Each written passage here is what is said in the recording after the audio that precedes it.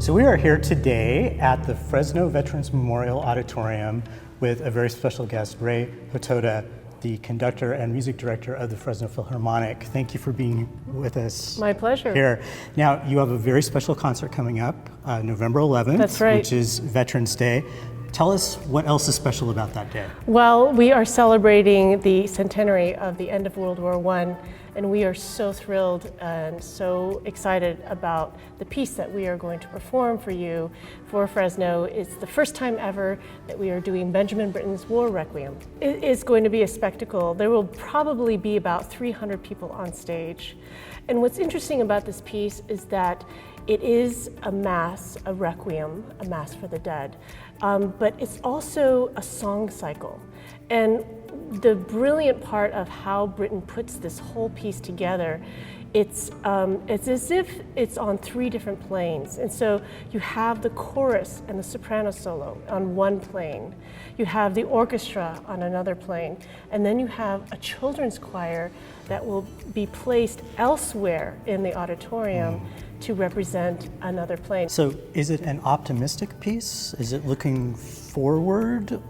I would in terms say of yes. A world without war? Exactly, and the hope is that we learn from this experience, that the traumatic aspect of war and the human loss that's inherent in war should not be overlooked. And so this is a way for us to say, yes, we remember the fallen, and we honor those, and we thank those who have served for our country and for democracy, for peace.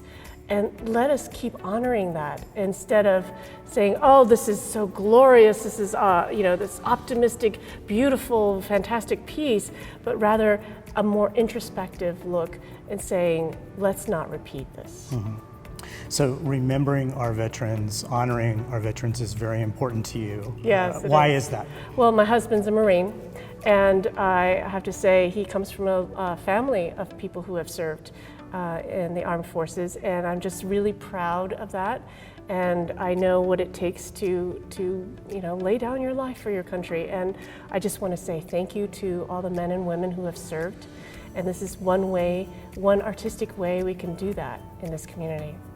So for people who aren't familiar exactly with what a requiem Yes. is, there are a lot of requiems out there. That's right. We're familiar with the Mozart Requiem. Different composers just kind of put their take on the Latin Latin Mass. Yes, exactly.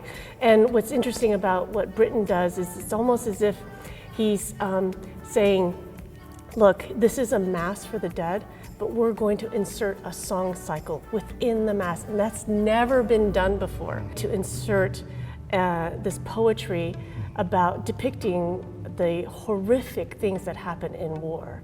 And so you hear that in the music. And so the tenor and baritone are only singing in English, are only reciting Owen's poetry. And it's about, struggling.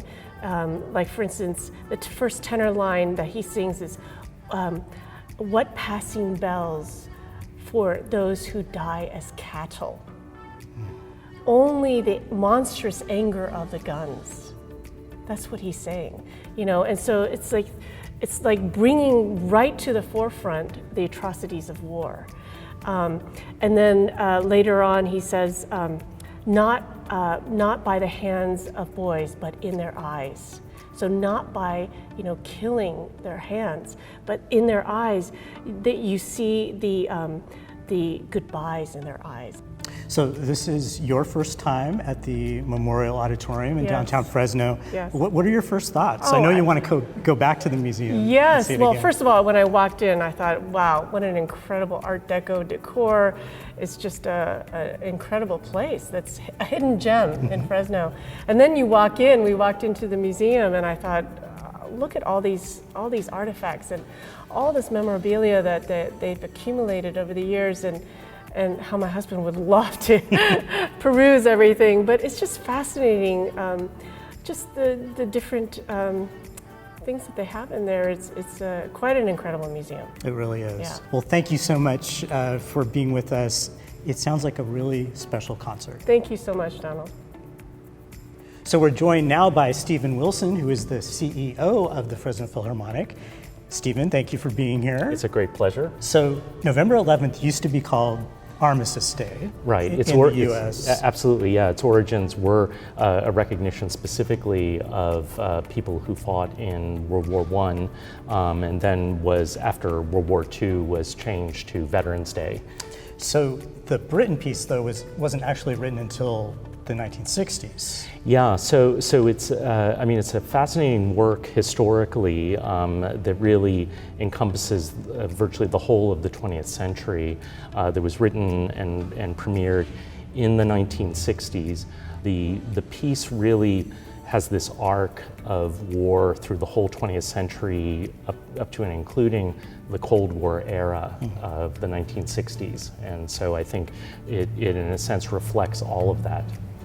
So you are working with a number of community partners on this concert. Tell us about that. Fresno County's academic decathlon teams, their curriculum for this year is themed on the 1960s, and the War Requiem is actually one of their required pieces that they are studying.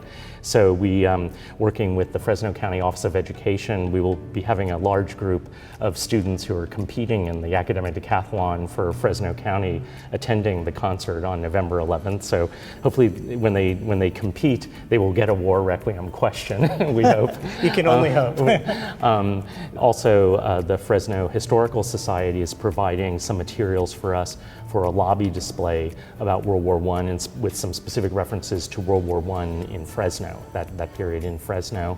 Finally, the Fresno County Libraries are commemorating the 100th anniversary of the end of World War I with a workshop for people to make poppies. The poppies after World War I became the symbol for recognition of that anniversary. They're still quite widely worn, particularly in England, Australia, Canada, less so in the US, but it does have origins in the US commemoration of World War I. And so that there will be poppy making workshops, and so we've been helping the libraries promote those workshops. So people and maybe we could get that tradition going again. That seems like a very sweet, very special way to remember. I think so. It's incredibly moving. I know whenever I've seen like on the news commemorations of World War I from England, and just everyone is wearing these poppies. It's really which reaches back to a poem on Flanders Fields, and so I think it's quite moving. Well, it sounds like a wonderful concert, a wonderful way to experience this major anniversary. I mean, 100 years, that's a really big deal. It absolutely is. It's really this seminal event which really launched the 20th century, and and I think even today we still feel the reverberations from World War I in the Middle East and Europe, everywhere, and not the least which in the United States. Well, thank you for talking with us today. Thank you. Pleasure.